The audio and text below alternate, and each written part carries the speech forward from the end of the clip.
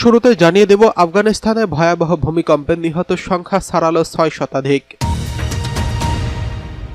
জানিয়ে দেব, বিদ্রোহী সরকারের প্রধানমন্ত্রী নিহত, ইয়েমেনের পক্ষে ইরানের হুঙ্কার। এরপরে রয়েছে গাজায় ইসরায়েলের হামলায় একদিনে আরও ৭৮ ফিলিস্তিনি নিহত। জানিয়ে দেব, বিরোধীদের চাপে অবশেষে মণিপুর যাচ্ছেন প্রধানমন্ত্রী নরেন্দ্র মোদী।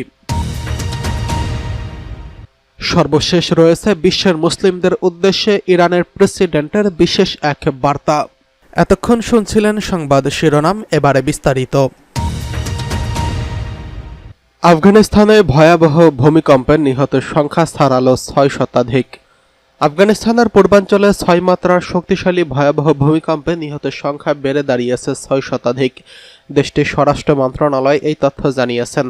স্বরাষ্ট্র মন্ত্রণালয় জানিয়েছেন, ভূমিকম্পে মৃতের সংখ্যা এখন পর্যন্ত ৬১০ জন, আর ১৩০০ জনেরও বেশি মানুষ আহত হয়েছেন। ভয়াবহ পরিস্থিতিতে আন্তর্জাতিক মহলের সহায়তার আবেদন জানিয়েছে দেশটির আফগান সরকার।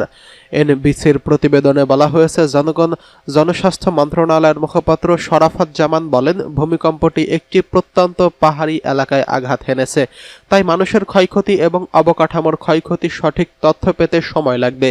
আমরা একটি বিশাল উদ্ধার অভিযান শুরু করেছি এবং ক্ষতিগ্রস্ত এলাকায় মানুষকে সাহায্য করার জন্য শত শত লোককে একত্রিত করেছি। এই ভূমিকম্পটি বিশেষভাবে ভয়াবহ ছিল কারণ এটি মাত্র ৫ মাইল গভীরতায় আঘাত হানে। এমনকি মাঝারি পাল্লার ক্ষেত্রেও এটি আরও ধ্বংসাত্মক হয়ে ওঠে। ভূমিকম্পে সবচেয়ে বেশি ক্ষতিগ্রস্ত হয়েছে পাকিস্তান সীমান্তবর্তী কুনার প্রদেশের নোরগাল জেলা। দেশটির সরকার জানিয়েছে, কুনারে শত শত মানুষের মৃত্যুর আশঙ্কা করা হচ্ছে। যুক্তরাষ্ট্রের ভূতাত্ত্বিক জরিপ সংস্থা ইউএসজিএস এর তথ্য অনুযায়ী স্থানীয় সময় রবিবার রাত ১১টা ৪৭ ভূমিকম্প হয়। এর উৎপত্তিস্থল ছিল ভূপৃষ্ঠের ৮ কিলোমিটার গভীরে। এরপর থেকে অন্তত আরও ৩টি কম্পন অনুভূত হয়, সেগুলোর মাত্রা ছিল ৫.২ এর মধ্যে। ভূমিকম্পের কেন্দ্রস্থল থেকে প্রায় ২০০ কিলোমিটার দূরে আফগানিস্তানের রাজধানী কাবুলে বেশ কয়েক সেকেন্ড কম্পন টের পাওয়া যায়। প্রায় ৪০০ কিলোমিটার দূরে পাকিস্তানের রাজধানী ইসলামাবাদেও অনুভূত হয়েছে এই কম্পন। এদিকে বিদ্রোহী সরকারের প্রধানমন্ত্রী নিহত, ইয়েমেনের পক্ষে হুঙ্কার দিচ্ছে ইরান। ইসরায়েলের হামলায় ইয়েমেনের হুতি বিদ্রোহী সরকারের প্রধানমন্ত্রী আহমেদ আল রাহাউই নিহত হয়েছেন। এই হামলায় ইয়েমেনের যোদ্ধাদের দুর্বল করতে পারবে না বলে হুঙ্কার দিয়েছেন। তেহরান বলছে, হুতি নেতাদের হত্যার ফলে ব্যাপক প্রতিক্রিয়া দেখা যাবে। ইরান ইন্টারন্যাশনাল প্রতিবেদনে বলা হয়, সানায় হুতি প্রধানমন্ত্রী আহমেদ এবং মন্ত্রিসভার বেশ কয়েকজন সদস্যকে হত্যার প্রতিক্রিয়া তাদের আঞ্চলিক মিত্রদের কাছ থেকে আসবে। তারা এই হামলাকে যুদ্ধ অপরাধ বলে অভিহিত করেছেন, যার লক্ষ্য গাজার প্রতি ইয়েমেনের সমর্থন বন্ধ করা। ইরানের বিপ্লবী গার্ড বাহিনী রোববার এক বিবৃতিতে বলেছে, ইসরায়েল ইয়েমেনের নেতৃত্বকে লক্ষ্য করে হামলা করেছে। ফিলিস্তিনের প্রতি ইয়েমেনের সমর্থন দমন করার লক্ষ্যে কাজ করছে দখলদাররা। এই অপরাধ ইয়েমেনি জনগণকে দুর্বল করবে না, এটি আরও ক্ষোভের আগুন জ্বালাবে এবং প্রতিরোধের সম্মুখভাগে সম্প্রসারিত করবে। আরও বলা হয়েছে, এই বর্বর অপরাধ ইয়েমেনি জনগণ দৃঢ় সংকল্প বাড়াবে। গার্ড বাহিনীর এই আক্রমণকে মানবতার বিরুদ্ধে যুদ্ধ অপরাধ হিসেবে বর্ণনা করেছেন। তারা বলেছে, ইসরায়েল পূর্ণ মার্কিন সমর্থন এবং আন্তর্জাতিক সংগঠনগুলোর নিরাপত্তার ফলে এসব কাজ করে যাচ্ছেন। হুতি প্রধানমন্ত্রী আহমেদ আল রাহাউই একটি অ্যাপার্টমেন্টে ইসরায়েলি হামলায় নিহত হয়েছেন। পরে তার বেশ কয়েকজন সঙ্গীও নিহত হয়েছেন বলে জানা গেছে। এদিকে তার মৃত্যুর পর পদটির শূন্যতা পূরণে উপপ্রধানমন্ত্রী মোহাম্মদ আহমেদ মিফতাহকে ভারপ্রাপ্ত প্রধানমন্ত্রী হিসেবে দায়িত্ব দেওয়া হয়েছে। তিনিও ইসরায়েলের বিরুদ্ধে সংগ্রাম চালিয়ে যাওয়ার প্রতিজ্ঞা করেছেন। গাজায় ইসরায়েলের হামলায় একদিনে আরও ৭৮ ফিলিস্তিনি নিহত। ফিলিস্তিনের গাজা সিটি দখলে নিতে হামলা আরও জোরদার করেছে দখলদার ইসরায়েলি সেনারা। গেল একদিনে উপত্যকায় ইসরায়েলি হামলায় আরও ৭৮ জন ফিলিস্তিনি নিহত হয়েছেন, যাদের মধ্যে ত্রাণ সহায়তা নিতে গিয়ে প্রাণ হারিয়েছেন ৩২ জন। সংবাদ মাধ্যম আল জাজিরার প্রতিবেদন থেকে বলা হয়েছে, গাজা সিটির নিয়ন্ত্রণ নিতে প্রায় ১০ লাখ ফিলিস্তিনিকে দক্ষিণে জোরপূর্বক সরিয়ে দিতে অভিযান জোরদার করেছে ইসরায়েল। গতকাল রবিবার উপত্যকার দেইর আল বালাহ শরণার্থী শিবির সহ বেশ কয়েকটি জায়গায় হামলা চালায় ইসরায়েলি সেনারা। এতে হতাহত হয়েছেন বহু ফিলিস্তিনি। একই দিনে ইসলাম মোহারের আবেদ নামে এক সাংবাদিক ইসরায়েলি হামলায় নিহত হয়েছেন। এদিকে ফিলিস্তিনের স্বাধীনতাকামী সংগঠন হামাসের সশস্ত্র শাখার মুখপাত্র আবু ওবায়দাকে লক্ষ্য করে করে সামরিক অভিযান চালানো হয়েছে বলে জানিয়েছে ইসরায়েলের প্রধানমন্ত্রী বেঞ্জামিন নেতানিয়াহু। সামরিক সেনারা এবং শিন বেইতের গৃহ নিরাপত্তার গোয়েন্দা সংস্থার যৌথভাবে এই অভিযান পরিচালনা করছেন।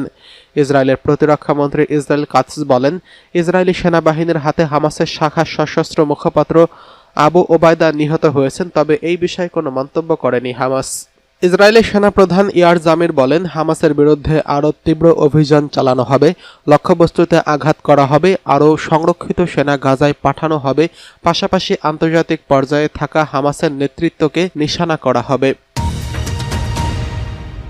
এদিকে বিরোধীদের চাপে অবশেষে মণিপুরে যাচ্ছেন নরেন্দ্র মোদী।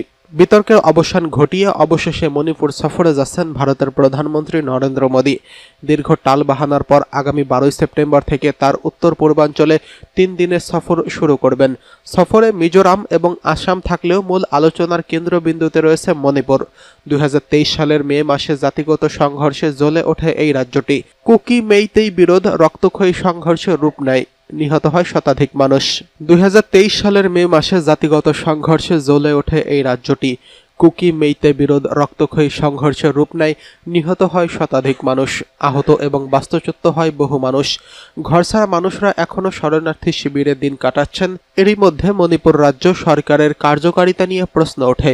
মুখ্যমন্ত্রী এন বীরেন সিং বারবার শান্তি ফেরাতে ব্যর্থ হওয়ায় তাকে পদত্যাগ করতে হয়। পরবর্তীতে রাজ্যটিতে রাষ্ট্রপতি শাসন জারি হয়। এই দীর্ঘ সময় প্রধানমন্ত্রী নরেন্দ্র মোদী কখনো মণিপুর সফর করেননি, অথচ বিশ্বের নানা দেশে তাকে দেখা গেছে। বিরোধীরা বারবার অভিযোগ তুলেছে প্রধানমন্ত্রী মণিপুরবাসীর পাশে দাঁড়াতে চায় না। মোদীর নীরবতা দেশ জুড়ে বিতর্ক তৈরি করছে। গত শুক্রবার কংগ্রেস নেতা জয়রাম রমেশ বলেন, বিদেশে সফরের জন্য মোদী সাহেব সময় পান, কিন্তু মণিপুরের জন্য সময় পায় না। তার বক্তব্য প্রকাশ্যে আসার পরপরই মণিপুর সফরের খবর ছড়িয়ে পড়ে। ফলে বিরোধীদের চাপে এই সিদ্ধান্ত নেওয়া হয়েছে বলে অনেকেরই মত। বিজেপি নেতাদের বক্তব্য, প্রধানমন্ত্রীর এই সফরে কয়েকটি উন্নয়ন প্রকল্পের উদ্বোধন করবেন, একই সঙ্গে তিনি শান্তি ও সম্প্রীতির বার্তা দেবেন। তবে বিরোধী শিবিরের মতে এতদিনে এই সফর অনেক দেরিতে হচ্ছে। মানুষের আস্থা ফিরিয়ে আনতে কেবল সফর নয়, দরকার কার্যকর পদক্ষেপ। এদিকে বিশ্বের মুসলিমদের উদ্দেশ্যে ইরানি প্রেসিডেন্টের বিশেষ বার্তা। ইয়েমেনের যোদ্ধা ও বিশ্বের মুসলিমদের উদ্দেশ্যে ইরানের প্রেসিডেন্ট মাসুদ পেজেশকিয়ান বার্তা দিয়েছেন। ওই বার্তায় তিনি ইসরায়েলকে শান্তির জন্য সবচেয়ে বড় হুমকি বলে অভিহিত করেছেন। বার্তায় এই সপ্তাহের শুরুতে ইয়েমেনের প্রধানমন্ত্রী এবং আরও বেশ কয়েকজন কর্মকর্তাকে হত্যার পর ইসরায়েলের দুর্বৃত্ত আচরণ বন্ধে দ্রুত পদক্ষেপ নেওয়ার আহ্বান জানিয়েছেন মাসুদ পেজেশকিয়ান। রোববার 31 আগস্ট জারি করা ওই বার্তায় ইয়েমেনের হুথি বিদ্রোহীদের সরকারের প্রধানমন্ত্রী আহমেদ আল রাহাওয়ির এবং বেশ কয়েকজন ইয়েমেনি মন্ত্রীকে শহীদ বলে বর্ণনা করেছেন মাসুদ পেজেশকিয়ান। তিনি ইয়েমেনি জনগণ এবং বিশ্বব্যাপী মুসলমানদের প্রতি সমবেদনা জানিয়ে বলেন, ইসরায়েলের সন্ত্রাসী অপরাধ আবারও অধিকৃত ফিলিস্তিনের ভূখণ্ডে তীব্রতা ধারণ করছে। এরা প্রতিবাদকারীরাও হামলার শিকার হচ্ছেন। তিনি ইসরায়েলকে শান্তির জন্য সবচেয়ে বড় হুমকি বলে অভিহিত করেছেন। আইন ভঙ্গকারী আচরণ বন্ধ করার জন্য দ্রুত আন্তর্জাতিক পদক্ষেপ নেওয়ার আহ্বান করেন তিনি। তিনি বলেন, আন্তর্জাতিক সম্প্রদায়কে এই সরকারের দুর্বৃত্ত এবং আইনহীন আচরণ বন্ধ করার জন্য অবিলম্বে পদত্যাগ করতে হবে। তাদের কাজ এখন শান্তি, আইন, নৈতিকতা এবং মানবতার জন্য সবচেয়ে বড় হুমকি হিসেবে দাঁড়িয়েছে।